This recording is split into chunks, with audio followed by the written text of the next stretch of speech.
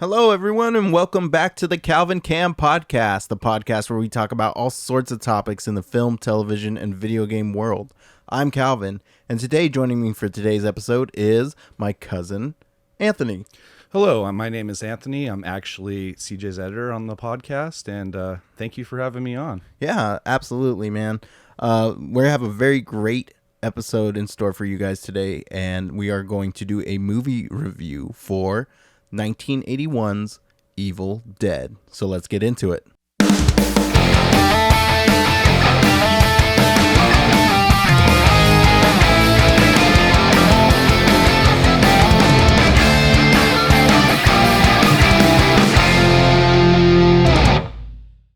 All right, everyone. Today we are doing an episode review for Evil Dead that came out in 1981, and very excited. But before we get into the movie, I would like to just say thank you to all of you fans who listen to the podcast. I very, very much appreciate you guys. Thanks for hanging in there during our couple week break. A lot of things were going on. Had to get some things in order. So now everything's good, and we are back on track for our consistent weekly uploads. So please stay tuned for those, and we got a lot in store for you. It's going to be good stuff. So, but yeah, we have Evil Dead. That is today's episode. We're going to break that down for you. Evil Dead came out in 1981. It was filmed in 1979 and is directed by one of my favorite directors of all time, Sam Raimi. He is a genius. Some of the shots in this movie are genius level. We just watched the movie, right? Yeah, and the shots they're amazing the way they did these shots back in 1979 with the equipment that they have. Obviously, with the equipment we have these days, filming stuff is way easier. But for what they pulled off, it was excellent. Yeah, the film was it's really good for its time. It keeps that traditional classic 80s horror, but it's very campy and it's funny, it's inconsistent, and it's beautiful. But it stars one of my favorite actors, Bruce Campbell. He's great. He plays Ashley Williams. He's a college student who ventures into the cabin in the woods with his friends, only to unleash an ancient evil that turns everyone into these demonic zombies, and Ash ends up having to, fight them all off. Despite its low budget, Evil Dead quickly gained a cult following for its inventive direction and over-the-top gore, and Raimi uses the shaky cam shots and inventive camera angles helped to create the sense of claustrophobia and tension. And while the practical effects used to create the demonic transformations were both horrifying and impressive for the time period. I mean, this was early 80s, a lot of practical effects in horror these days. A lot of effects were just like stop motion animation and claymation, and that's just, you have to take one shot and then another shot and another shot. It's just a series of shots. So it's hard to actually perfect it. You need to know what you're doing with the camera and shooting at that time. So yeah, and so the film was started production in 1979, and when we were just watching the movie, where I was just like, why did it take so long? Why did it take so long to make this movie? I mean, it took 3 years, which I guess isn't that long. A lot of movies take a long time to make, but for such a low budget indie movie, I was just curious. And when we got to the end with the stop motion, that's when you can really tell. Yeah, you can tell that it probably took a lot of time to perform all those shots and then edit everything as well. So we can see where the time sink went in terms of creating those shots. Yeah, it goes frame by frame, every little motion is a frame. Yeah. So let me do a quick breakdown of what the movie is about for those who have not seen it. At its core, Evil Dead is a movie about the power of the unknown and the dangers of playing with forces beyond your control. The film's central villain, it's the Necronomicon. It's a book, the Book of the Dead, the power to raise the dead and summon demonic forces. And it's about a bunch of friends who just go into a cabin in the woods, and essentially they're there to have a good time. And of course, things go south. They go south really quickly. They find a book, and they immediately are like, "Yeah, we're gonna read from the book." Oh, they don't read from the book, do they? They actually play a tape that was recorded from the previous person who discovered the book. Right. And they play it on the tape recorder. And then when they play it, they actually summon the demonic presence, because you see it coming from the ground. It's all red in the shot. You see it coming out of the ground. Yeah, so it's cool, and you see this like really cool camera that captures like the essence of evil, like lurking through the woods, moving through the woods. Really cool shots throughout this whole movie. If anything, if the movie isn't a good movie, the shots were great, and I can't stress that enough. A lot went into making this movie that I discovered, and I just want to touch on some of like the things that the crew went through and the director had to do. Sam Raimi did it a lot. This movie is actually based on a short that he had made called Within the Woods, and that he made that short in 1978. But it was like a prototype film for this final product, The Evil Dead. Is really cool. Sam Raimi, he found this remote cabin somewhere in, I forget where I want to say it was in Tennessee. So he like originally was going to film it in his hometown, which was in Michigan, Royal Oaks, Michigan, but ended up filming in Morristown, Tennessee. And he found a remote cabin several miles away from any other building, and the cabin was really creepy, and it actually had like a creepy past to it too, which kind of added some ambiance to the filming and production of the film. The man who originally built the cabin, he passed away a week after he completed it, and it was a very interesting production in the cabin, because the crew had to end up sleeping in the cabin for the entire production. So they stayed there for like days. That must have been very eerie, sleeping in a cabin after someone had just finished it. He passed away. That's kind of a creepy setting already to begin with. Exactly. So like, imagine being in this crew, like you're filming a horror movie in about a remote cabin and evil forces, and then you're staying in the cabin that you're filming in. And that cabin's small in that movie. It looks really, really small. Like, it's not really well furnished. It's just like, how did they do it? How did the crew do it? It's not a big cabin, so. But I guess it drove like a little bit of madness in the crew. There's 13 people on this crew. Oh wow! So it's a pretty small crew. That is a pretty small crew. But it was a low budget film back then. So yeah, right? Yeah. No, there's like nobody. I mean, like this was Sam Raimi's like really like his first feature film. So this was his breakthrough movie. And Raimi, he was really good friends with Bruce Campbell. And a couple of other of the crew members, and they tried their best and asked everybody they could possibly know to help produce this film. Like they asked so many people, and it had some good spread for executive producing, which is really good for a low budget film. For what it was, it's just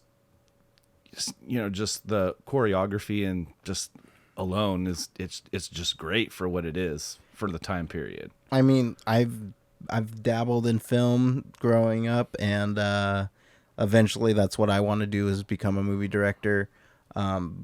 So this is like, I mean, that's great. Like for a beginner, like my first like film that I ever filmed was terrible. Like I don't even want to talk about it. Terrible. Oh, you mean the Scream series? No. It was like just a high school film, and it was just god awful. Okay. Was it a horror film? Yeah, it was a horror film. I think we only shot a couple scenes. It was called Them. I like creature features, so it was about a made up creature that we made, and I don't think we ever actually filmed the creature itself. We just tried to make it as scary as possible without it. But it was so bad. Like it was so bad. Like we tried to shoot during the day and wanted to like film grade it with night, and it was just bad. I don't want to talk about it. It's okay. Everyone starts somewhere, though. Exactly, but I've come a long way from there. I've helped on a couple of great productions too, and like it's a lot of improvement, and we're only going up from here, baby. So Yes. But back to some cool stuff about Evil Dead. The inexperienced crew, they faced a lot of issues during this production. On the first day, they got lost. So several crew members got injured, and filming was just really, really hard because of the remoteness. And there were issues obtaining medical assistance. The crew weren't the only ones to suffer. Actress Betsy Baker had her eyelashes ripped off when her face mask was removed. And that was the actress that played who? Yeah, she played Linda. Okay. So Betsy Baker was the actress that played Linda, and so she got her eyelashes yanked off. So that, I mean, already you're gonna need a lot of medical attention. I'm surprised they didn't have somebody like on the crew with medical assistance or like some sort of medical training. Yeah, being they were going out to a remote area. But this is like early time in modern film. I would call it like, yes, it's classic, but it's like, you know, approaching modern film. And when you have a crew, you definitely want somebody with some sort of medical training on the side at all times. I think it's very important. Upon staying in the cabin, the crew had a lot of harsh conditions. Besides that, I guess it got so cold that they had to burn all of the furniture in the house. No way. Yeah. After production? Towards the end. So okay. They saved all the the outside shots for the end. Oh, wow. And so since the only thing left was outside shots, they ended up burning all the furniture to stay warm. That's wild to think about. I guess they were in a rural area, so I mean, if you don't have any proper tools like well, I guess they did have a chainsaw on set, but they really weren't going to use it to cut down trees. And you actually have to know what you're doing to actually perform that type of work. So they're probably just like, oh, this is just more convenient for us to just do this. Yeah. And then the blood work, the special effects work, was done by Tom Sullivan, who was like a friend of Sam Raimi, and he had to get really inventive with his special effects and creating the fake blood. I guess he added coffee into the corn syrup for extra ingredients. Really? Yeah, which I guess turned out to make the blood work better. However, when watching this, we realized there's a lot of continuity breaks in between shots, and the blood would be on Ash's face in one moment and then not on. In some scenes, it wasn't. He was no blood at all, no blood or dirt. Just like, what? or the sword in her back. Yeah, it wasn't accentuating out, through her torso. Like when it was shot, I'm just like, well, didn't she just get stabbed? Yeah, I know it was there for 1 second and then gone the next. It's really funny, but for all of the flaws like that, for the continuity breaks, the shots in this movie, going back to the shots in this movie make up for pretty much any flaws in this movie. Absolutely. Just the shots, it were just great in terms of, putting that catharsis in the audience, and just even with the music, the shots were really well done that way as well. Yeah. Another really cool fact was Raimi really tortured the crew. I guess that he made it so that if everybody was in extreme pain and misery, that it would translate better to horror. So he tried to give them a hard time and enjoyed when they actually bled. So he might have taken things a little too far, but he did it to translate. There are a lot of directors who really do that and don't tell their actors exactly like what's happening. I could think of a couple of different examples, like The Shining. They did not tell what's her name, the main actress's name. Shelley Duvall. Is it Shelley Duvall? Yeah, it's Shelley Duvall. Yeah, they didn't tell her like about a lot of scenes that Jack Nicholson was gonna do. Like, I want to say the axe in the door scene was one of them, but like all of her reactions were genuinely terrified because she did not know that he was gonna act that way. Yeah, that's crazy. Yeah, and it really, really traumatized her. And you know, you gotta play off of these real emotions. If you're a director, sometimes I feel like it's taking it too far, but sometimes to get genuine reactions, you have to like put a little bit of like, you got to connect with your actors. Yeah, to insinuate the fear and you're bringing out the the fear in that character. Like, we're going through this moment, and we want to instill even fear into the audience, kind of. Yeah. No, fear into the audience, fear into the actors to add to their performances. Right. Another example I can think of is like in Django, when Django Unchained, when Leonardo cuts his hand on the glass that he breaks at the dinner table.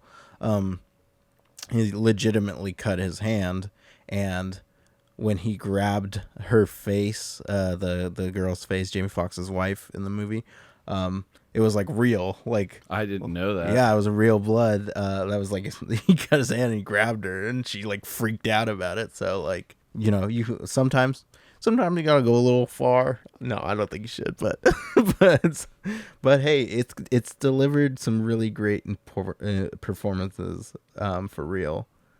There are so many great facts in this movie. I'm telling you, the actors, they all got high for real. Oh, they indulge in some marijuana? Yes, sir. In the original version of the script, there were scenes where the characters smoked marijuana when they first listened to the tape. Being the method actors they were, the cast decided to actually smoke. So the entire scene had to be later reshot due to uncontrollable laughter and behavior. I can see that.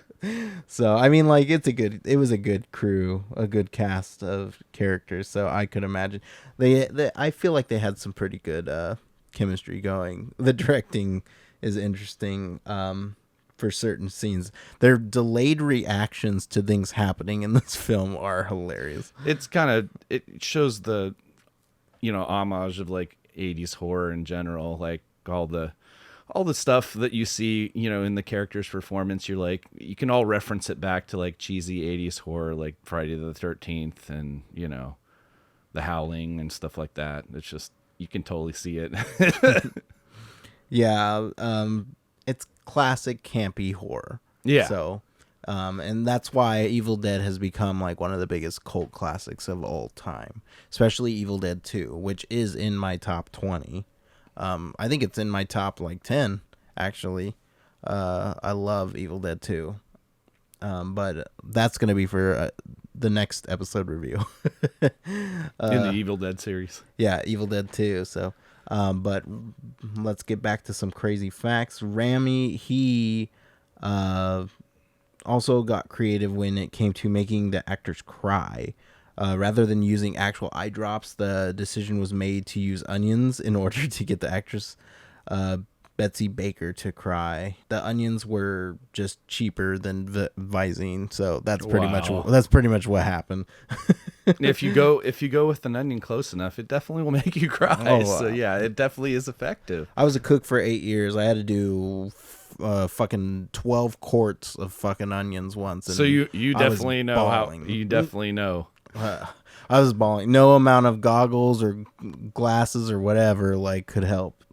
Raimi created his own camera techniques. So as you could see, for those of you who've watched Evil Dead, there's some incredible tilted camera work, like and close-ups on Ash's face, especially towards the last act of the movie. There's some brilliant camera work at work. That one scene with the shutters where they're closing and opening as it's going around, and then it goes It shows, it insinuates his face over and over. yeah, and then like the over the head shot in the cabin where it's like going across the beams. Another thing with the camera work that was great was the audio work went like side by side with the camera. Yeah, the audio work was great. I mean, it's just to insinuate the shot way better. You know what I mean, with that audio coming in. And after extensive filming process, Rami, he had a mountain of footage to work with, so he decided to use the Detroit Editing Association, which is where he met Edna Paul, who helped him with editing, and Paul's assistant was Joel Cohen of the Coen brothers, who helped out too. If you don't know who the Coen brothers are, they are great editors. They worked on The Big Lebowski and a ton of other movies. They helped him, and Paul edited the majority of the film, although Cohen edited the shed sequence. So, some pretty cool editing. Yeah. The shed sequence is awesome. Let's see. Ooh. Dead chickens were used to create the unique sounds of flesh.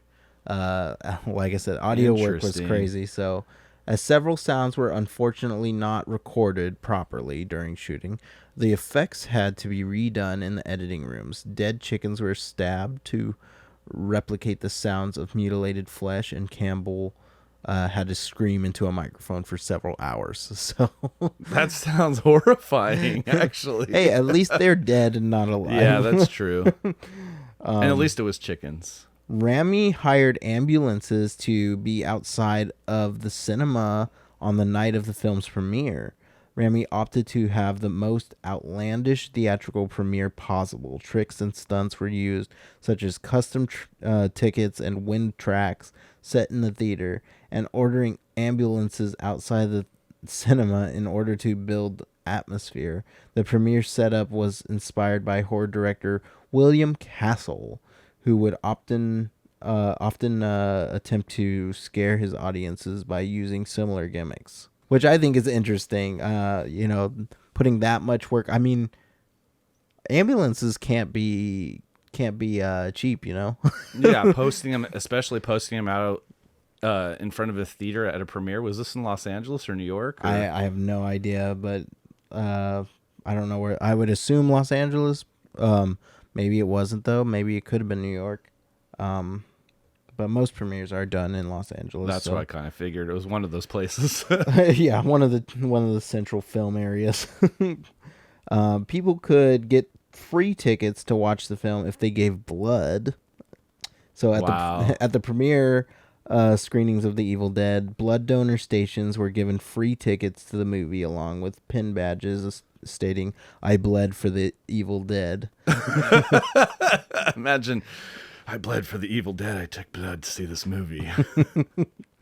For those who donated blood, Robert Tappert joked in an interview that it was their way of giving blood back to the community.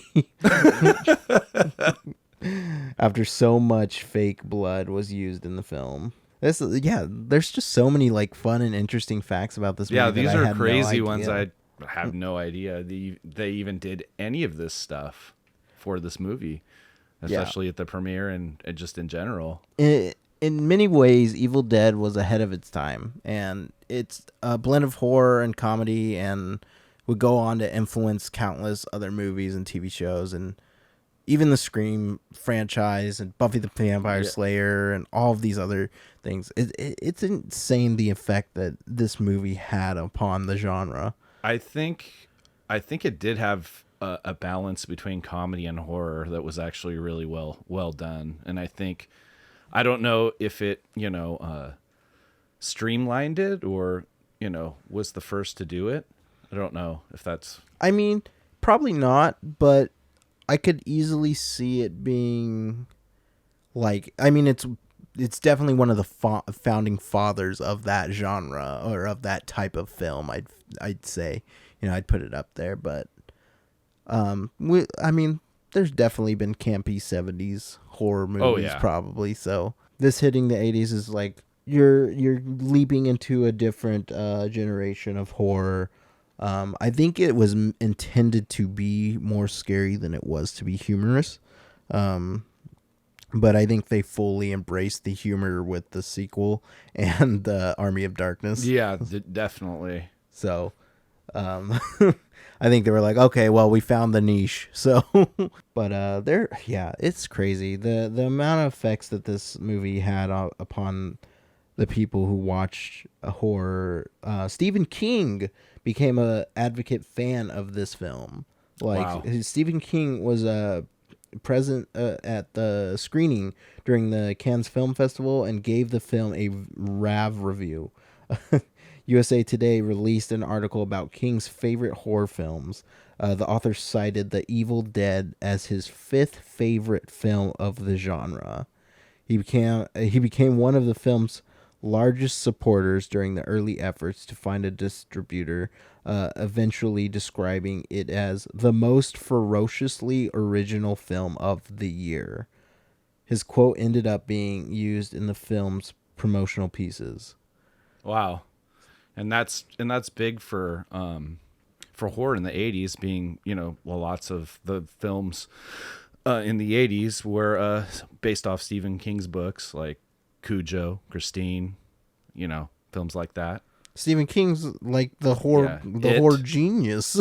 Yeah, It being another one. Yeah, it being imagine watching a movie with Stephen King. I bet that would be interesting. Well, there is Creep Show. Oh, Show yeah. 1.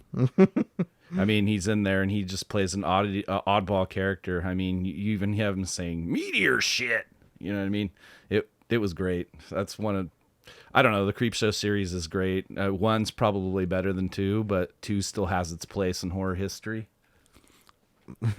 I guess there was some interesting overseas distribution with the film. It looks like it took a long time for the film. It got banned in Germany, so it looks like it took a long time for that ban to get lifted. In Germany, the film was released in theaters and on video the same day in the attempt to get around the German censorship boards. However, despite dominating the top 10 in a few weeks of its release, it still got banned due to its graphic content. Eventually, the ban was lifted in July 2016. Wow, that's some time. After Sony Pictures Home Entertainment's lawyers convinced 3 German courts to revise decisions on at least 5 different movie bans. That's crazy. Yeah, that's insane to think about, even back then. That's like 30, almost 40 years. Yeah. Like, that's insane. For Evil Dead. I mean, look at the movies that come out now. Look how graphic the movies are that come out now. Like, you're telling me Evil Dead got... Yeah. I mean, maybe and for then its time. all the thing they'd have, they don't really use that many practical effects anymore, but, all the special effects insinuate like crazy graphic horror. You know what I mean? It's insane. That was even banned. It's crazy. And I guess the film was labeled a video nasty in the UK. The Evil Dead was the film that Mary Whitehouse showed in court to support the idea of the video nasty, although the pre-VRA video was the version of the BBFC had cut and passed X. It was removed and re-added to the video nasty list several times, but was never successfully prosecuted. So that's interesting for trying to rent that movie. It being like, at least it wasn't X-rated, but like, yeah, for movies in the 80s, they're just, some of them are just so controversial. Like even when you go back, I mean, in old video stores, they had like a do not enter 18 or over section, and they had all these movies that were just all B grade and B grade movies, most of them, and you're just like, in horror movies especially, and you're just like, I guess I got to go back to the special section to rent this movie. Oh, here's a good fact. We actually talked about this during the movie.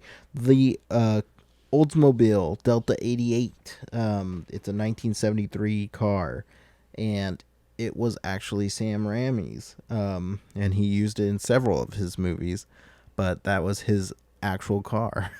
Yeah, that was a cool fact too. That he wasn't he beloved of the car. He liked the car. Oh, he loved the car. He put Okay. it in. This was the first film he put it in, but he went on to put it in like Spider-Man. He put it in. It was Uncle Ben and Aunt May's car. Oh, really? Yeah. That I did not know. He put it in. It was the movie The Gift in 2000, and it was in Drag Me to Hell. So the car made the cameos in all this movie. That's insane. Probably as many cameos as Bruce Campbell made in all of his movies. Yeah, that's crazy to think about. So he must love that car. Let's see. Raimi had made this film a special homage to legendary horror film director Wes Craven. R.I.P. Wes Craven. The Hills Have Eyes, 1977 poster, which can be seen in The Evil Dead, was the director's tribute to the ripped Jaws 1975 poster, which can be seen in Wes Craven's The Hills Have Eyes. Craven was so honored that he had made sure to repay the homage by having the character Nancy watch The Evil Dead in A Nightmare on Elm Street. Touched by this, Raimi responded by hanging a Freddy glove about the tool shed door in Evil Dead 2. Wow. That's cool. There's those little Easter eggs that are there, right? You know, that's really cool. That's really, really cool. I'll be looking for that when we watch Evil Dead 2. Yeah, this is crazy facts. I love it. Marshmallows were used to create the infamous melting corpse. So at the end with Tom Sullivan, he got really creative once again and tried using marshmallows to oatmeal to actually mashed up cockroaches to achieve the desired effect. So like after they melted. Yeah, I saw the stop motion as they melted. You saw that little shot where the cockroaches are coming out of by the hand, I believe. Yeah, that was really good stuff. For years after filming had wrapped up, there was rumors that went around that the cabin was struck by lightning and destroyed. However, it has been revealed that Raimi had the cabin burned following the wrap of principal photography. All that remains in the spot today is the crumbling fireplace and part of the chimney. Wow. Oh, interesting. That is interesting. Why did they do that? I don't know. That's interesting. I don't know. Maybe you made something scary and you don't want to open any doors in that area, I guess. I mean, that's how I feel. I mean, it's crazy. Filming a horror movie, I've always thought about like the going in to film a horror movie, it's got to be really terrifying actually, cuz like if I were to film a horror movie, I would want it to be like as realistic as possible, and I'd probably pick like an actual haunted place to film in, which is probably not a smart idea. Right. All in all, I'd say Evil Dead is a fantastic film and is definitely worth a watch. It is definitely one of the best cult classics, like I said, and you should definitely go and watch it. I'd give this movie a solid 4 out of 5 stars. I'll probably write that review on my letterbox. But what would you say? What would you give this movie? I'd give it a 4 out of 5. The story is mediocre. The acting is cheesy, but what lifts this movie into I'd say as a masterpiece in terms of cult classic is the way the sound and all the shots, like all the camera work and the shots is absolutely stunning. Like for the time period, it's just you can't beat it. It's just like they just set the mood of the movie. The movie's great because of that, and that's where it really, really shines. Exactly. So, very, very good movie. Definitely a lot of rewatchability. Even though it's like campy and stuff, I just feel like I could watch this movie over and over again and not get tired of it. So no, it's got. Just to go back and just see how those shots are done. I mean, some of those shots that Raimi did in that movie, I'm sure that a lot of other directors took those shots and just said, well, this is a good staple. Like, I want to do some of these shots in my movie to portray some of the things I need to show. Did you ever see Doctor Strange in the Multiverse of Madness? No, I have not. So Sam Raimi, he directed that movie. So he took a good chunk of shots from Evil Dead and put it in that movie, and it's really fucking cool. Really, that's cool. Especially the moving camera, like being a presence. Yeah, like he did that shot in that Doctor Strange movie, and it's really cool. So yeah, that's gonna conclude our movie review for Evil Dead, in 1981. Evil Dead. Eventually we'll get to Evil Dead 2013, but we're gonna go through all the movies in the series, all the way up to the release of Evil Dead Rise, coming out this April 21st. So it's gonna be exciting stuff. And I look forward to doing more episode reviews. If you have any suggestions, please get a hold of us on Instagram and Twitter. Very, very open to any sort of suggestions that you might have as listeners. But thanks. Thank you so much, everyone, for listening in to the Calvin Cam podcast. I'm very, very happy to have all of my fans listening.